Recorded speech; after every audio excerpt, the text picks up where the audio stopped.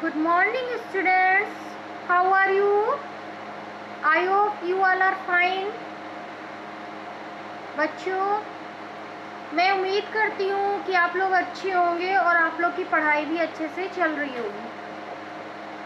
बच्चों, हम अपने क्लास की शुरुआत अपने थॉट से करते हैं।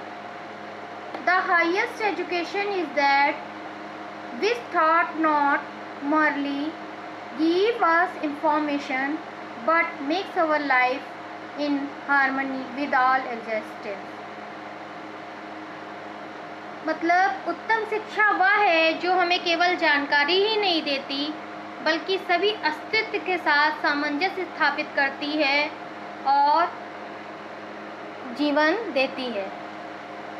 मतलब ये है बच्चों कि शिक्षा का तात्पर्य ये नहीं है कि केवल हमें उससे शिक्षा से एक जानकारी मिले, बल्कि हमारा हर परिस्थितियों में ऐसा सामंजस्य स्थापित कर देती है और हमारा जीवन आगे सुचारू रूप से चलने लगता है। शिक्षा से हमें अच्छे बुरे हर चीज़ की समझ आ जाती है। शिक्षा हमारा माइंड हर तरफ से डेवलप कर देती है। हर तरीके से हम हर परिस्थिति में सामंजस्य स्थापित कर पाते हैं और शिक्षा से हमारा एक प्रॉपर माइंड डेवलप हो जाता है, जिससे कोई भी कंडीशन ऐसी नहीं होती जिससे हम भागते हैं। शिक्षा हमेशा हमें फेस करना सिखाती है कि हर चीज़ को फेस करो और आगे बढ़ते रहो और सफलता प्राप्त करो। शिक्षा कभी भागना नहीं सिखाती है। तो शिक्षा केवल ये नहीं है कि केवल हमें शिक्षा से जानकारी मिल रही है, बल्कि शिक्षा वो है जो हमारा हर परिस्थिति के साथ, हर अस्तित्व के साथ सामंजस्य स्थापित करती है और हम आगे अपने जीवन को अच्छे और बेहतर तरीके से जी सकते हैं। आपने देखा होगा बच्चों कि कोई अगर खेती कर रहा है किसान, तो एक अनपढ़ किसान जो खेती कर रहा है और जो एक पढ़ा लिखा इंसान पढ़ लिख के गाँव आया है और खेती कर रहा है, तो उसको नवीन तरीक़ों की जानकारी मिल जाती है और वो ज़्यादा अच्छे से उस काम को कर पाता है और ज़्यादा उपज उसकी उस काम में होती है। तो उसने कोई खेती की शिक्षा तो नहीं ली है, उसने शिक्षा तो पढ़ाई की है अपनी, लेकिन शिक्षा से उसका हर तरह का माइंड डेवलप हो गया। कहने का मतलब ये है, माइंड डेवलप होने से वो कोई भी काम करता है उसमें अपने माइंड को लगाता है, अपनी शिक्षा का प्रयोग करता है, तो बेहतर तरीके से उस काम को कर सकता है और अपने जीवन को अच्छे से, अपने जीवन में सामंजस्य स्थापित करके जीवन को सुचारू रूप से चला सकता है। ओके बच्चों, हम लोग ने अपनी पिछली क्लास में हिंदी सेकंड का लेसन शब्द विचार पढ़ा था। शब्दों के बारे में चर्चा हुई थी। शब्द आखिर है क्या, उनका अस्तित्व क्या है, कितने प्रकार के होते हैं, जो प्रकार थे उनके सारे प्रकारों के बारे में पढ़ा था। आशा करती हूँ लेसन अच्छे से समझ में आ गया होगा। और नहीं समझ में आया होगा तो आप वीडियो को फिर देखें। ओके, अब आपका इस बार का लेसन है दीवानों की हस्ती। ये दीवानों की हस्ती बहुत ही प्रेरणादायक कविता है और ये कविता ये बताती है कि हमें अपने अंदर ऐसे गुणों को विकसित करना चाहिए जिससे हमारे जीवन में कोई दुख ना रहे। तो आइए देखते हैं कौन कौन से ऐसे गुण हम विकसित कर सकते हैं जिससे हमारे जीवन में कोई परेशानी ना रहे। इस कविता के कवि हैं भगवती चरण वर्मा जी और इस कविता में वो कुछ अपने मनोभाव को व्यक्त कर रहे हैं। आइए देखें कविता को। कविता की शुरुआत करते हैं और कविता में 6 पद हैं और इस 6 पद का हम अर्थ आपको समझाते हैं।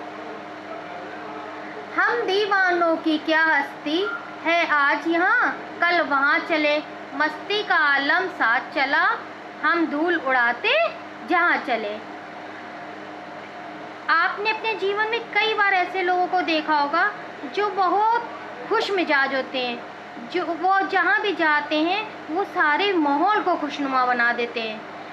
उन्हें सब लोग पसंद करते हैं, सब लोग प्यार करते हैं। ऐसे लोग क्या कहलाते हैं, दीवाने कहलाते हैं। इन दीवानों की हस्ती मतलब इनका नेचर, इनका कैरेक्टर कैसा है, वो कभी यहाँ पे बता रहे हैं कि जो दीवाने होते हैं वो अपनी मस्ती में जीते हैं। उनकी क्या हस्ती है, मतलब उनके नेचर की क्या बात है उनके नेचर की तो बात ही क्या करनी, वो कैसे होते हैं, मस्त मौला टाइप से होते हैं। आज वो यहाँ हो कल वहाँ, उनका कोई एक जगह वो टिकते नहीं हैं, वो हमेशा घूमते रहते हैं और जहाँ जाते हैं वहाँ वो अपने साथ मस्ती भरा आलम लेके जाते हैं। और वो जहाँ भी वो अपनी मस्ती में चलते हैं वो चारों तरफ खुशियाँ फैलाते हुए चलते हैं, मतलब मस्ती का आलम साथ चलता है। और धूल उड़ाते जहाँ चले, मतलब वो बेफिक्र होके चलते हैं और एक खुशनुमा समा उनके साथ चलता है। दूसरा पैरा है, आए बनकर उल्लास अभी, आंसू बनकर बह चले अभी, सब कहते ही रह गए अरे, तुम कैसे आए कहाँ चले। यानी जीवन कभी जिन जिन लोगों के बीच में जाते हैं, इस तरह के दीवाने लोग हैं, वो कभी अपने आप को भी शामिल कर रहे हैं इसमें। जैसे वो इन लोग किसी भी लोगों के बीच में जाते हैं तो उल्लास और खुशी बनकर जाते हैं, खुशी का माहौल बन के जाते हैं। मतलब जहाँ भी जाते हैं एक लोगों के जीवन में उल्लास बनकर जाते हैं। और जब उनके जीवन से वो निकल के आने लगते हैं तो क्योंकि वो मस्त मौला हैं, मनमौजी, वो एक जगह तो रुक नहीं सकते, तो जब वो वहाँ से जिनके जीवन से वो जाने लगते हैं तो उनकी आँखों में, उनकी जुदाई में आंसू बहने लगते हैं। और फिर वो जिन लोगों के बीच से वो जाते हैं वो कहते हैं, तुम कैसे आए और कहाँ चले, तुम अभी अभी तो आए थे और तुम अभी भी जाने की बात कर रहे हो। मतलब उन लोगों को ये अच्छा नहीं लगता कि वो इतना खुशमिजाज व्यक्ति अभी आया और भी चल दिया। वे दुखी होते हैं कि ऐसा इंसान हमें छोड़कर ना जाए। उनको छोड़ कर जाने से ऐसे लोगों को उनकी आंखों में आंसू आ जाते हैं। तो कभी ये गुण अपने अंदर विकसित करवाना चाहता है कि हम अपने स्वभाव को ऐसा बना लें कि हमारे साथ लोग खुश रहें, हमारे जाने के बाद हमेशा हमें याद करें। फिर आगे कभी कहते हैं कि सौर चले ये मत पूछो, चलना है बस इसलिए चले, जग से उसका कुछ लिए चले, जग को अपना कुछ दिए चले। आगे कभी कहते हैं कि ऐसा जो मस्त मौला टाइप के व्यक्ति होते हैं, हमसे ये मत पूछो कि हम किस तरफ जा रहे हैं, वो कहते हैं, क्योंकि हमें तो कुछ पता ही नहीं हम किस तरफ जाएंगे, हम तो अपनी मर्जी से चलते हैं, जहाँ हमारा मन करता है वहाँ हम चल देते हैं। और हम इसलिए चलते हैं क्योंकि हमें चलना ही है, क्योंकि जीवन का नियम है कि एक जगह पे रुकना अच्छा नहीं है। देखिए जैसे आपने देखा है कि पानी एक जगह पे जमा हो जाए तो उसमें वो सड़ जाता है, उसमें से बदबू आने लगती है। इस प्रकार जीवन का शाश्वत नियम है कि समय भी चलता रहता है, हर व्यक्ति भी चलता रहता है। तो ये कभी अपने अंदर इस गुण को विकसित करने के लिए कहते हैं कि जीवन के साथ, समय के साथ हमें हमेशा आगे बढ़ते चलना चाहिए, रुकना नहीं चाहिए। और क्या करना चाहिए पूरी यात्रा के दौरान कि जो संसार में जो लोग हमें मिलते हैं, अच्छी चीज़ें उनको हम दे दें और जब से अपने लिए बिना कुछ लालच के कि कुछ मुझे मिले, उनको कुछ अच्छा देकर हम चलें, मतलब अच्छी अच्छी बातें सिखाकर हम चलें। ये दूसरा गुण है जो कवि चाहते हैं कि जो हम अपने अंदर विकसित करें कि संसार में हमें कभी रुकना नहीं है, निरंतर आगे बढ़ते जाना है और अच्छे कामों को हमें करते जाना है। उसके बाद कवि कहते हैं, दो बात कही दो बात सुनी, कुछ हंसे और फिर कुछ रोए, छक्कर सुख दुख के घूंटों को हम एक भाव से पिए चले। अब तीसरा गुण है जो कवि चाहते हैं कि हम अपने अंदर विकसित करें कि दीवानों वाला गुण जो है वो हम अपने अंदर विकसित करें। जो दीवाने, वो कहते हैं जो दीवाने लोग होते हैं, मस्त मौला लोग होते हैं, वो अपने समय को कैसे बिताते हैं, लोगों के साथ बातें करते हैं, उनके गम को बांटने का काम करते हैं। दो बात अपनी कहते हैं, दो बात उनकी सुनते हैं, फिर कुछ हंसते हैं फिर कुछ रोते हैं। यानी कभी उन बातों को कहने में कभी वो हंसते हैं और कभी उनका दुख बांटते हुए रोते हैं। जैसे कभी खुशियाँ बांटते हैं और कभी उनके दुख को साझा करते हैं। फिर वो कहते हैं छक्कर सुख दुख के घूंटों को हम एक भाव से पिए चले। फिर वो कहते हैं सुख दुख के पलों को, बीते हुए पलों को बांटते हुए हमें जीवन में आगे बढ़ते चले जाना चाहिए, एक भाव से, समता के भाव से। खुशी में हमें बहुत ज़्यादा खुश नहीं होना चाहिए, दुख में बहुत ज़्यादा हमें निराश नहीं होना चाहिए। अगर बहुत अच्छा कुछ हमारे साथ होता है तो हमें बहुत ज़्यादा खुश नहीं होना चाहिए, और बहुत बुरा होता है हमारे साथ तो हमें निराश नहीं होना चाहिए। ये तो जीवन के दो पहलू हैं, सुख और दुख, इसलिए हमें दोनों को एक समान भाव से लेना चाहिए और दोनों अनुभव को लेते हुए हमें एक समान भाव से आगे बढ़ते चलना चाहिए।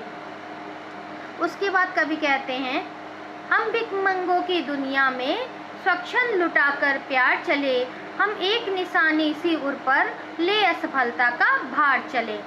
यानी कहते हैं कि ये जो दुनिया है जो भिखमंगी हो गई है, बिल्कुल कंगाल हो गई है, क्योंकि दुनिया में प्यार की भाषा ख़त्म हो गई है। आजकल लोग पैसा कमाते हैं और उनकी इच्छा होती है कि वो बहुत अमीर हो, बहुत पैसा हो, लेकिन लोग एक बात भूल गए हैं कि जीवन में जीने के लिए पैसा ही सब कुछ नहीं है, प्यार भी बहुत ज़्यादा ज़रूरी है। और प्यार के मामले में वो बिल्कुल कंगाल हो चुके हैं, बिल्कुल भिखमंगे हो चुके हैं, और कोई भाईचारा नहीं रह गया है। तो कवि कहते हैं कि जो दीवाने हैं, हमारे जैसे लोग हैं, जो कवि के जैसे लोग हैं, वो क्या करते हैं, इस भिखमंगों की दुनिया में प्यार की जहाँ कमी है, जो लोग प्यार से कंगाल हो चुके हैं, वहाँ पे प्यार बिल्कुल स्वतंत्रता से लुटाते हैं। वो प्यार लुटाते हुए आगे बढ़ते जाते हैं, मतलब प्यार दे रहे हैं, वह सारी दुनिया को अच्छी बातें बांट रहे हैं, खुशियाँ बांट रहे हैं चारों तरफ, और साथ ही साथ आगे भी बढ़ते जा रहे हैं। फिर उन्होंने लिखा है, हम एक निशानी सी उर पर ले सफलता का भार चले। और इस काम में अगर वे कभी असफल होते हैं, किसी के दुख को वो बांट नहीं पाते हैं, किसी के दुख को वो दूर नहीं कर पाते, तो वो उस असफलता के भार को अपने मन में लेकर आगे बढ़ते चले जाते हैं। फिर कविता का अंतिम पैरा देखिए, हम अपना और पराया क्या, आबाद रहे रुकने वाले, हम स्वयं बंधे थे स्वयं हम अपने बंधन तोड़ चले। यानी कि आखिरी की इन 4 लाइनों में कवि कहते हैं कि जीवन के हम इस स्टेज पे पहुंचना है कि जहाँ पे मनमौजी स्वभाव के लोग होते हैं कि उनके लिए अपना और पराया कुछ नहीं रह जाता, और ऐसे स्टेज पे पहुंच जाते हैं, मतलब उनके लिए सारा संसार एक हो जाता है, उनके दुख और सुख सबके उनके हो जाते हैं, और जो सारी धरती जो है, जो वो सारा उनके लिए परिवार हो जाता है, फैमिली टाइप से हो जाता है। और जब सारे लोगों को आप परिवार मानते हैं तो अपने और पराये का भाव अपने आप ख़त्म हो जाता है। तो वो कहते हैं कि वो सबसे प्यार करते हैं। फिर कभी कहते हैं कि हमें अपने जीवन के उस स्टेज पे पहुंचना है कि जैसे जो मस्त मौला टाइप के लोग होते हैं, जो अपना परायों का भेदभाव हटा देते हैं, उस तरह से हमें भी अपने परायों के भेदभाव को समाप्त कर देना चाहिए। फिर हक और लोगों के लिए हमें प्यार लुटाना चाहिए। फिर वो प्रार्थना कर रहे हैं कि जिन्होंने अपने अंदर परेशानियों को जगह दे रखी है, बुराइयों को जगह दे रखी है, तेरा मेरा अपना पराया, इस तरह की बातों को, घृणा, इस तरह की बुरी आदतों को अपनी जगह दे रखी है, तो कहते हैं कि इन लोगों की नियति के लिए अच्छाई की कामना करते हैं, प्रार्थना करते हैं, और कहते हैं कि वो हमेशा खुश रहे। फिर वो कहते हैं कि हम स्वयं बंधे थे और स्वयं हम अपने बंधन तोड़ चले, मतलब हम खुद, कभी कहते हैं हम दुनिया के सारे बंधनों में हमने खुद ही बनाए हैं, हम खुद ही बंध गए हैं उसमें, खुद ही हमने अपने आप को दुनिया की चीज़ों में, बुराइयों में फंसा लिया है। तो हमें अपने को समानता के भाव में उसको दूर करना, उन बंधनों को तोड़ना है, दुख सुख से परे होके उन बंधनों को तोड़ के हमें आगे बढ़ते चलना है, और ये एक गुण अपने अंदर विकसित हमें करना है कि सुख दुख को समान भाव से समझते हुए, बंधनों को तोड़ के, बुरे बंधनों को तोड़ को प्यार बांटते हुए, आगे बढ़ते हुए, प्यार बांटते हुए हमें चलते रहना है। देखिए, इस कविता से हमने जाना कि कैसी होती है आखिर दीवानों की हस्ती या दीवानों का स्वभाव। तो आइए एक बार कविता को हम पूरी एक बार पढ़ लेते हैं। हम दीवानों की क्या हस्ती है, आज यहाँ कल वहाँ चले, मस्ती का आलम साथ चले, हम धूल उड़ाते जहाँ चले, आए बनकर उल्लास अभी, आंसू बनकर वह चले अभी, सब कहते ही रह गए अरे तुम कैसे आए कहाँ चले, किस ओर चले ये मत पूछो, चलना है बस इसलिए चले, जग से उसका कुछ लिए चले, जग को अपना कुछ दिए चले, दो बात कही दो बात सुनी, कुछ हंसे और फिर कुछ रोए, चक्कर सुख दुख के घूंटों को हम एक भाव से पिए चले, हम भिखमन्नों की दुनिया में सब छल लुटा कर प्यार चले, हम एक निशानी से ऊपर ले असफलता का भार चले, हम अपना और पराया का आबाद रहे रुकने वाले, हम स्वयं बंधे थे हम स्वयं हमने बंधन तोड़ चले। तो इस सुंदर सी कविता को पढ़िए और इसके अर्थ को समझिए। इसमें कवि ने बहुत अच्छी अच्छी बातें बताई हैं। अगर हम उनको अपने जीवन में उतार लें तो हमारी सारी टेंशन, सारी दुख ख़त्म हो जाएंगे और एक मस्त मौला का स्वभाव अपने अंदर विकसित कर लेंगे, तो बहुत सारी परेशानियां हमारी शायद समाप्त हो जाएंगी। लेकिन मस्त मौला एक सीमा तक होना चाहिए। ऐसा नहीं है कि मस्त मौला बनने के लिए हम अपनी पढ़ाई लिखाई सब छोड़ दें। ये कवि का कहने का तात्पर्य बिल्कुल नहीं है, लेकिन कवि के कहने का तात्पर्य ये है कि हमें अपनी मस्त मौला स्वभाव अगर ग्रहण कर लेंगे तो एक समान भाव से हम समता का भाव रखते हुए आगे बढ़ेंगे और हमारे आधे दुख तो उसी भाव की वजह से समाप्त हो जाएंगे। लेकिन इसका बच्चे ये तात्पर्य ना समझे कि अगर हमने मस्त मौला स्वभाव अपनाया इसका मतलब हम पढ़ाई का त्याग कर देंगे और मस्ती में हम पढ़ाई को बिल्कुल नेगलेक्ट करेंगे, तो ऐसा कुछ नहीं करना है। कवि ने कुछ अच्छे गुण बताए हैं जो हमको ग्रहण करने हैं, लेकिन मस्त मौला वहाँ तक हमें अपने को मस्त बनाना है जहाँ तक हमारे दुख खत्म हो, ना कि हमें अपने पढ़ाई का त्याग करना पड़े। बंगला पब्लिक स्कूल 69 बच्चों, अब हम इस लेसन की एक्सरसाइज देख लेते हैं, क्वेश्चन आंसर देख लेते हैं। शब्दार्थ है इसमें हस्ती। हस्ती मतलब अस्तित्व, मतलब हमारा अस्तित्व क्या है। आलम दुनिया या माहौल। स्वच्छंद अपनी इच्छा के अनुसार चलने वाला। अब फर्स्ट क्वेश्चन क्या है, कवि ने अपने आने को उल्लास और जाने को आंसू बनकर बह जाना क्यों कहा है। कवि ने अपने आने को उल्लास इसलिए कहा है क्योंकि वो जहाँ भी जाता है मस्ती का आलम लेकर जाता है। वहाँ के लोगों के मन प्रसन्न हो जाते हैं, और जब वो स्थान को छोड़कर आगे जाता है तो उसे वहाँ के लोगों को दुख होता है। विदाई के क्षणों में उसकी आंखों में आंसू बह निकलते हैं। बच्चों, मैंने बताया ही ना कि ऐसे लोग जो बहुत अच्छे होते हैं तो उनका जब वो जाते हैं तो खुशी का माहौल वो हर तरफ फैला देते हैं, लेकिन जब आने लगते हैं तो वो क्या होता है कि हर कोई दुखी हो जाता है कि वो क्यों जा रहा है। दूसरा क्वेश्चन है, भिखमंगों की दुनिया में बेरोक प्यार लुटाने वाला कवि ऐसा क्यों कहता है कि वह अपने हृदय पर असफलता का एक निशान भार की तरह लेकर जा रहा है। क्या वह निराश है या प्रसन्न है। यहाँ भिखमंगों की दुनिया से कवि का आशय है कि दुनिया में वह दुनिया केवल लेना जानती है, देना नहीं। कवि ने भी इस दुनिया को प्यार दिया है और इसके बदले में उसे प्यार नहीं मिला जिसकी वो आशा करता था। कवि निराश है, वो समझता है कि प्यार और खुशियाँ लोगों के जीवन में भरने में असफल रहा। दुनिया अभी भी सांसारिक विषयों में उलझी हुई है। कवि कहता है कि मतलब प्यार के मामले में दुनिया वाले भिखमंगे हो चुके हैं। वो तो प्यार लुटाता जा रहा है लेकिन कोई उसको प्यार नहीं दे पा रहा है। फिर नेक्स्ट है, कविता में ऐसी कौन सी बात है जो आपको सबसे अच्छी लगी। कविता में कवि का जीवन के प्रति दृष्टिकोण अच्छा लगा। कवि कहते हैं कि हम सबके दुख सुख एक हैं तथा हमें एक साथ ही इन सुखों और दुखों को भोगना पड़ता है। हमें इन दोनों परिस्थितियों का सामना समान भाव से करना चाहिए। ऐसा दृष्टिकोण रखने वाला व्यक्ति ही सुखी रह सकता है। मतलब इस कविता में कवि का ये दृष्टिकोण कि हमें सुख दुख में समानता का भाव रखना चाहिए, सबसे अच्छा लगा हमें। फिर है, जीवन में मस्ती होनी चाहिए कि नहीं, लेकिन कब मस्ती हानिकारक हो सकती है, ये बच्चों आपको अपने आप से समझना है। ये मैंने बताया है ना कि ज़रा से ज़्यादा मस्ती अपनी पढ़ाई को नहीं खराब करना है। अगर हम ज़रा से ज़्यादा मस्ती को हर रूप में बिल्कुल स्वतंत्रता पे अपने जीवन को छोड़ देंगे तो वो भी खराब है, तो वो नहीं करना है। वो क्या होगा, हमारे लिए हानिकारक होगा।